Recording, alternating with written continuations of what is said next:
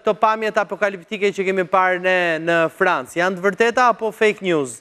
I konfirmojmë dot? Jo, janë shumë të vërteta. Ka pasur, domethënë, një rritje jashtëzakonshme e temperaturës dhe komplet, domethënë, nga temperatura të pa përjetuara që prej gati 23 vitesh në Francë, që kapi një zonë shumë të madhe, së mos pjesën perëndimore, domethënë gjithë zonën nga veriu në jug, po nga ana perëndimore.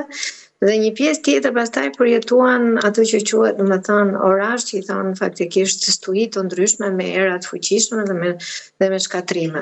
Ka patur dëmtime nga të dyja palët. Gjë që ka patur, domethënë, dëmtime jo vetëm në materiale dhe në situata nga më të vështira që janë krijuar, qoftë të transportit publik, elektricitetit, po edhe në jetë njerëzit, sidomos në moshat e treta.